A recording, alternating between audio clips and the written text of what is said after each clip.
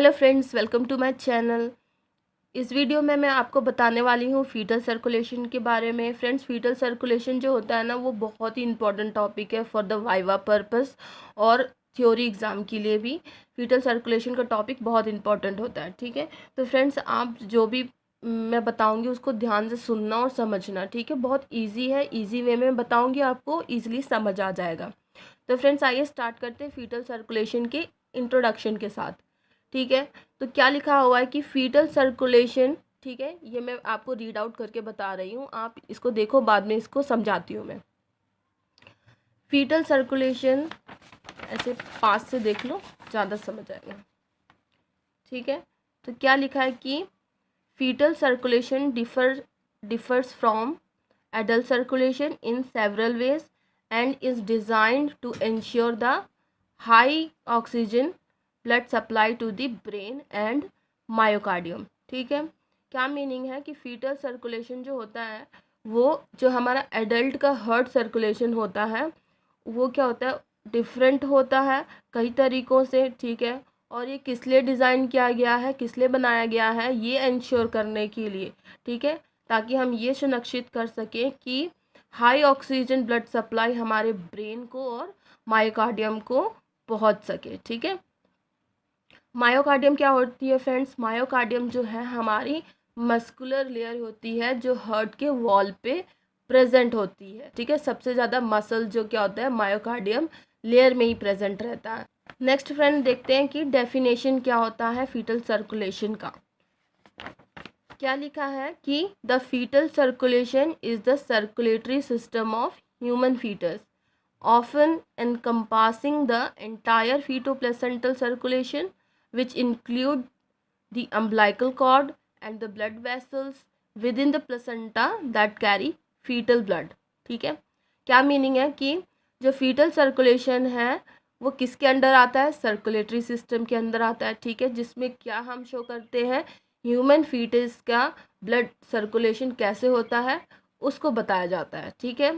Often encompassing the entire feto placental circulation, जिसमें हम क्या इंक्लूड करते हैं, क्या क्या शामिल किया जाता है फीटो प्लेसेंटल सर्कुलेशन में।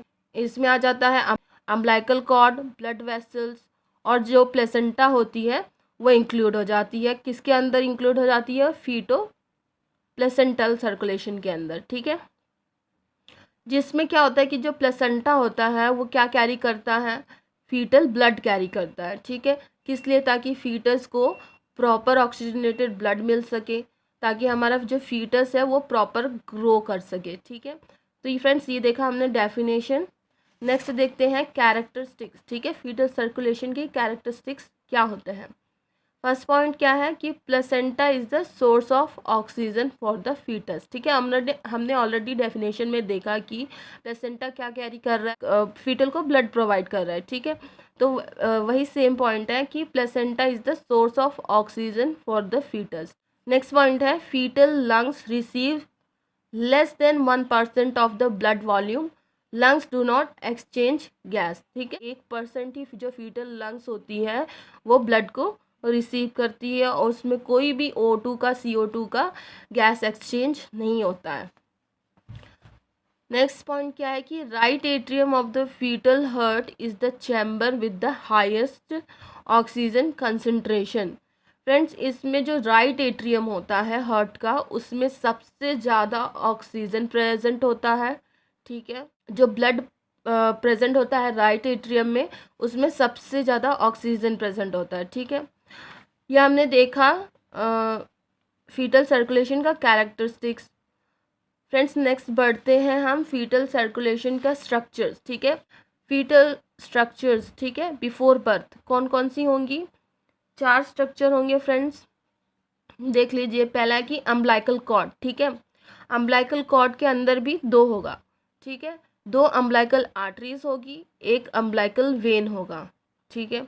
नेक्स्ट क्या होगा? डक्टस विनोसिस होगा, डक्टस आर्टरियोसिस होगा, फोरामेन ओवेल होगा, ठीक है। तो फ्रेंड्स, जो ये स्ट्रक्चर मैं बता रही हूँ इसको आप ध्यान से देख लो, ताकि जो फीटल सर्कुलेशन में पूरा बताऊंगी उसमें ये सारे नेम आने वाले हैं। तो जो पहला स्ट्रक्चर होता है अम्बिलिकल आर्टरीज, ठीक है। तो 2 अम्बिलिकल आर्टरीज प्रेजेंट होती है फीटल सर्कुलेशन में, जो क्या करती है, carry deoxygenated blood and waste product from the fetus. ठीक है, जो 2 अम्बिलिकल आर्टरीज होती है वो क्या कैरी करती है, डीऑक्सीजनेटेड ब्लड कैरी करती है और वेस्ट प्रोडक्ट को फीटस के बाहर निकालती है। ठीक है, नेक्स्ट क्या है, एक अम्बिलिकल वेन। ठीक है, 1 अम्बिलिकल वेन। फीटल सर्कुलेशन में 1 अम्बिलिकल वेन होता है जो क्या कैरी करती है, ऑक्सीजनेटेड ब्लड कैरी करती है। ठीक है, जो कि क्या प्रोवाइड करती है, साथ में न्यूट्रिएंट्स भी प्रोवाइड करती है। तो जो अम्बिलिकल वेन होती है वो कैरी करती है ऑक्सीजनेटेड ब्लड और क्या प्रोवाइड करती है, न्यूट्रिएंट्स प्रोवाइड करती है। ठीक है, नेक्स्ट देखते हैं डक्टस विनोसस। ठीक है, डक्टस विनोसस क्या होता है, एक कनेक्शन होता है अम्बिलिकल वेन और इंफीरियर वेना केवा के बीच में। ठीक है, डक्टस विनोसस क्या होता है, एक कनेक्शन होता है, connects the umbilical vein to the inferior vena cava. ठीक है, एक कनेक्शन प्रेजेंट होता है अम्बिलिकल वेन और इंफीरियर वेना केवा के बीच में। ठीक है, उसको हम क्या बोलते हैं, डक्टस विनोसस। नेक्स्ट क्या है, डक्टस आर्टरियोसस। ठीक है, डक्टस आर्टरियोसस क्या होता है, कनेक्शन होता है किसके बीच में, पल्मोनरी आर्टरी और आयोटा के बीच में कनेक्शन होता है। ठीक है, connects the main pulmonary artery to the aorta. ठीक है, तो डक्टस आयोटा आर्टरियोसस क्या हो गया, connection of the main pulmonary artery to the aorta. ठीक है, नेक्स्ट क्या है, फोरामेन ओवल।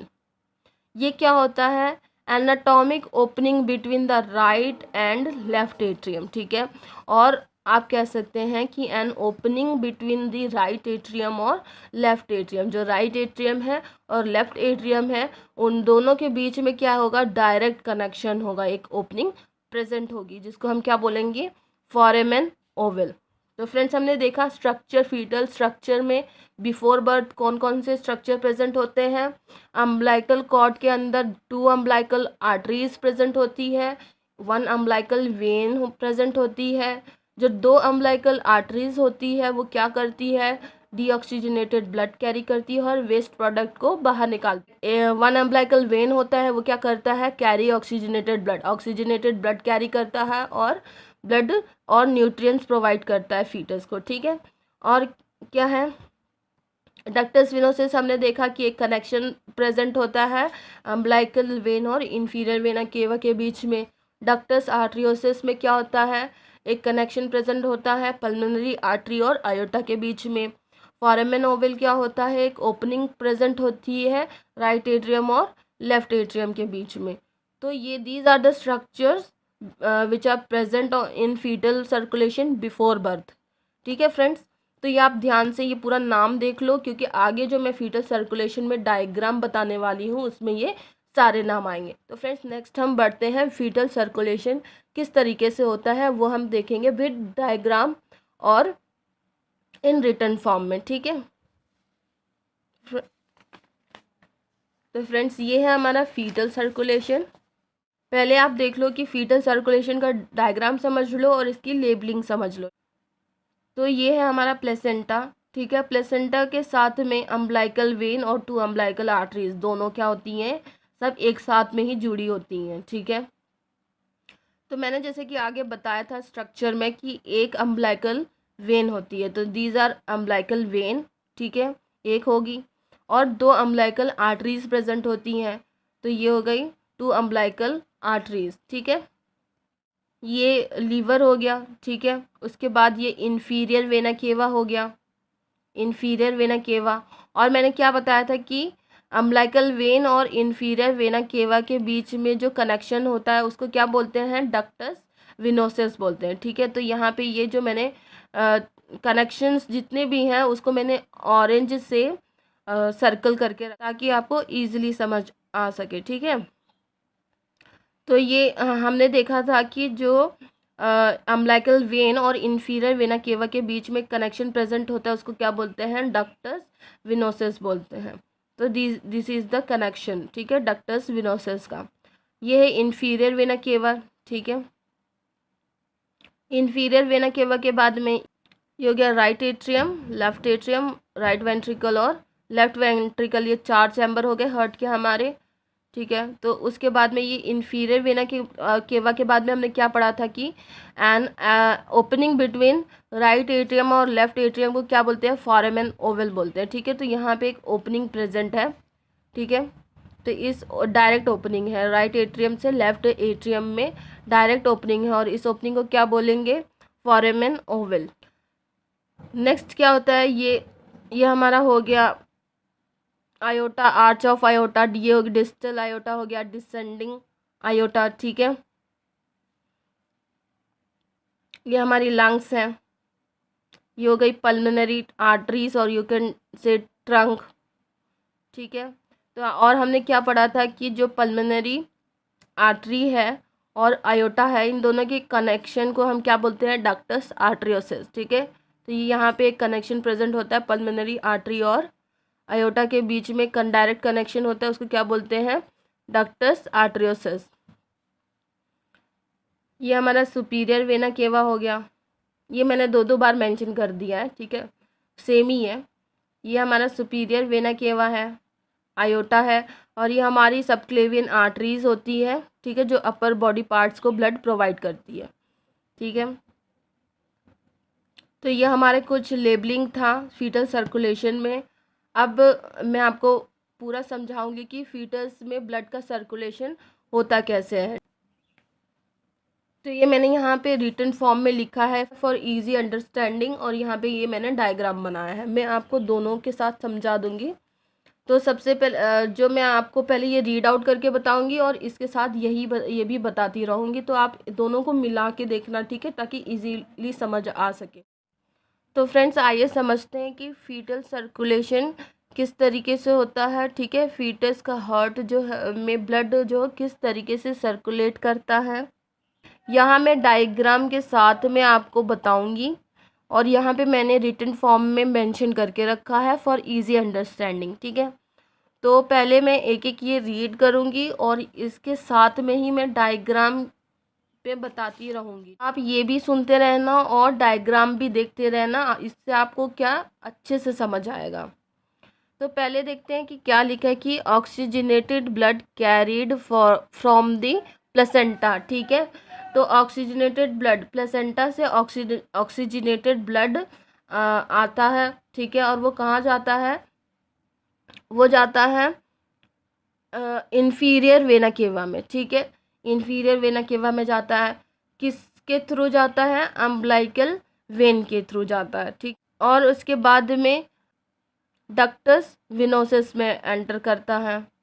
तो फ्रेंड्स क्या लिखा है कि oxygenated blood carried from the placenta. ठीक है, प्लेसेंटा से ऑक्सीजनेटेड ब्लड कैरीड होता है थ्रू अम्बलाइकल वेन। ठीक है, अम्बलाइकल वेन से जो ऑक्सीजनेटेड ब्लड एंटर्स करता है, एंटर्स इन्फीरियर वेना केवा। ठीक है, इन्फीरियर वेना केवा में, ये हमारा इन्फीरियर वेना केवा है थ्रू डक्टस विनोसिस। ठीक है, किसके हेल्प से इन्फीरियर वेना केवा में एंटर करता है, डक्टस विनोसिस। ठीक है, डक्टस विनोसिस फ्रेंड्स हमने आगे स्ट्रक्चर में पढ़ा हुआ है, फिर भी मैं रिपीट कर दे रही हूँ। ये क्या होता है कि कनेक्शन बिटवीन अम्बलाइकल वेन और इन्फीरियर वेना केवा। ठीक है, तो डक्टस विनोसिस के हेल्प से ब्लड कहाँ गया, इन्फीरियर वेना केवा में गया। ठीक है, कौन सा ब्लड जा रहा है फ्रेंड्स, ऑक्सीजनेटेड ब्लड जा रहा है। ठीक है, फिर इन्फीरियर वेना केवा से ब्लड कहाँ चला जाएगा,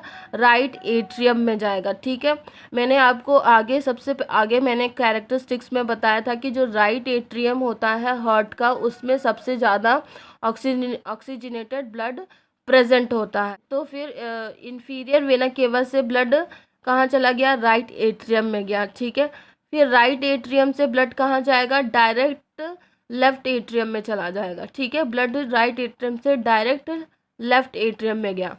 डायरेक्ट लेफ्ट एट्रियम में क्यों गया फ्रेंड्स, क्योंकि यहाँ पे क्या एक ओपनिंग प्रेजेंट थी। ठीक है, डायरेक्ट ओपनिंग प्रेजेंट थी राइट एट्रियम और लेफ्ट एट्रियम के बीच में, जिसको हम क्या बोल रहे थे, फोरामेन ओवल। ठीक है, तो फोरामेन ओवल से ब्लड राइट एट्रियम से डायरेक्ट लेफ्ट एट्रियम में चला गया। फिर उसके बाद क्या हुआ, लेफ्ट एट्रियम में जाने के बाद में ब्लड क्या हो गया, ब्लड लेफ्ट एट्रियम से डायरेक्ट फ्लो हो गया लेफ्ट वेंट्रिकल में, ठीक है। लेफ्ट एट्रियम से ब्लड चला गया लेफ्ट वेंट्रिकल में, ठीक है। फिर लेफ्ट वेंट्रिकल से ब्लड कहाँ गया, आयोटा में गया, ठीक है।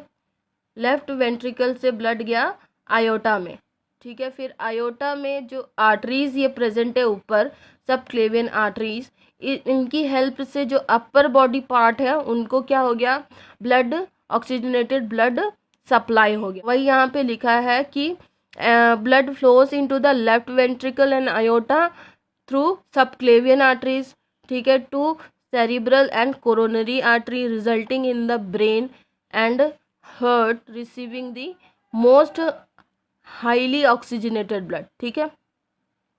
ये तो यहाँ पे हमारा ऑक्सीजनेटेड ब्लड का काम खत्म हो गया, ठीक है। अब क्या होगा कि सुपीरियर वेना केवा से डीऑक्सीजनेटेड ब्लड क्या होगा, आएगा, ठीक है। तो ये हमारा सुपीरियर वेना केवा हो गया ये।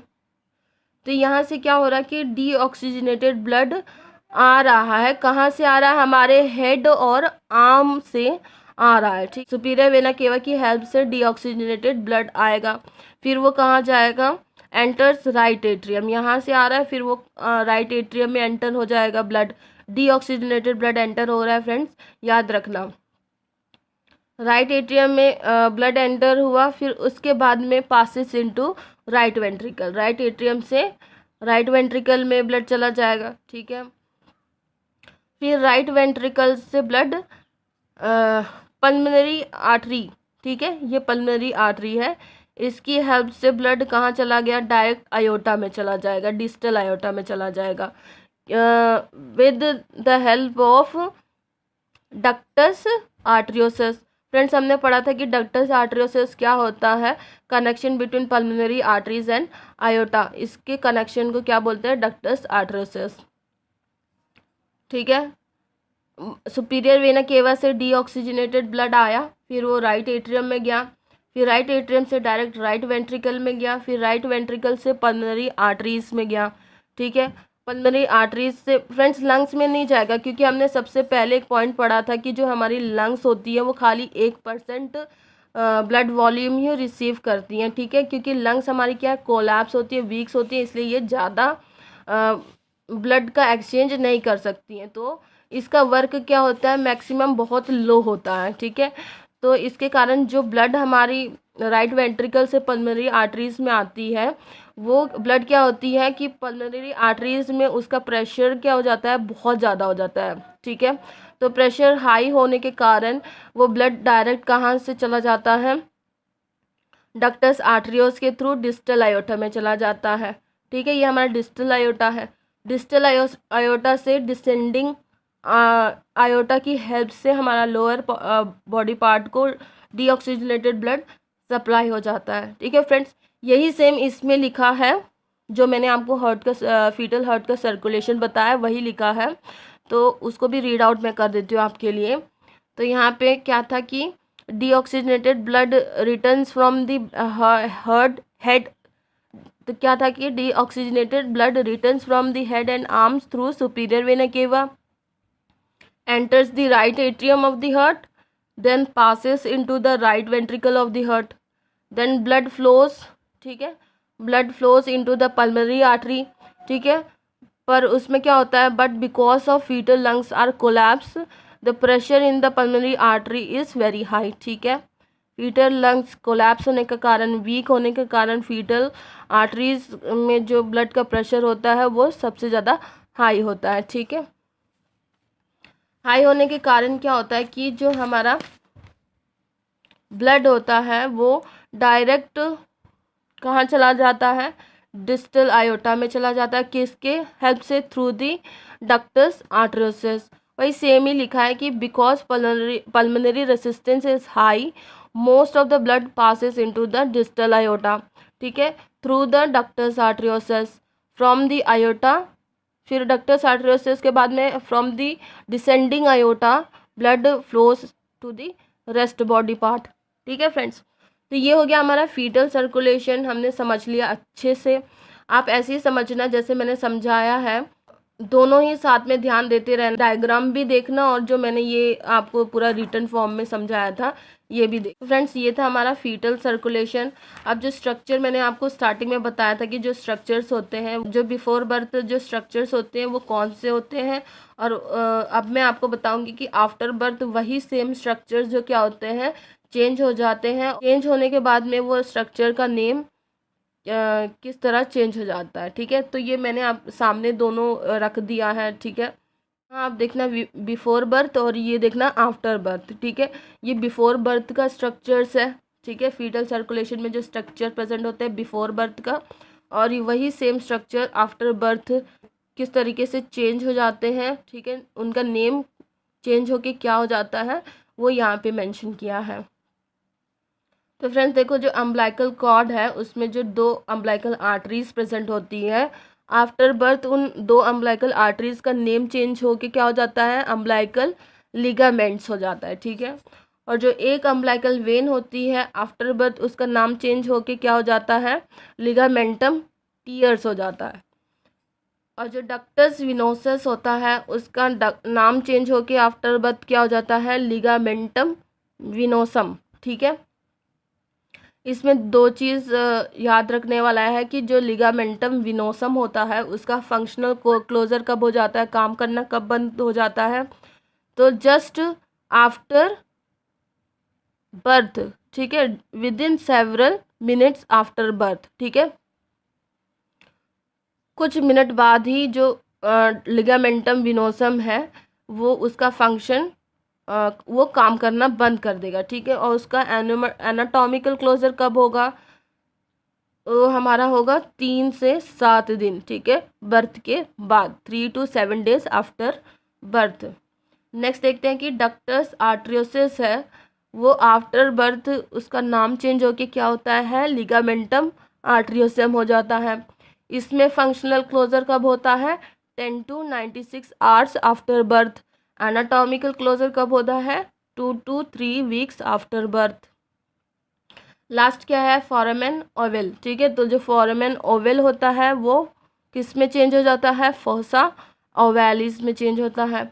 इसका फंक्शनल क्लोजर कब होता है, ठीक है, सेम एज लिगामेंटम विनोसम। ठीक है, within several minutes after birth. Anatomical closure कब होगा, 1 year आफ्टर बर्थ। तो फ्रेंड्स ये था हमारा structures of fetal circulation before birth, और ये हमारा structural changes in the fetal circulation after birth. ठीक है, तो फ्रेंड्स यहाँ पे हमारा फीटल सर्कुलेशन का टॉपिक एंड होता है। ठीक है, ये पूरा फीटल सर्कुलेशन था।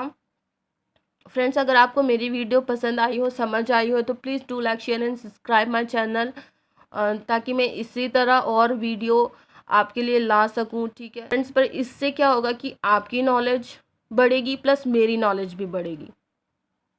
ठीक है, तो जितना हम नॉलेज शेयर कर सके उतनी अच्छी बात है कि आप मेरी वीडियो से समझो, दूसरे को समझाओ। तो फ्रेंड्स आपको अगर मेरी वीडियो अच्छी लगी है तो please do like share and subscribe my channel, so that I can make more videos for you, so that it will help me in my knowledge and in your knowledge too. Thank you friends, bye.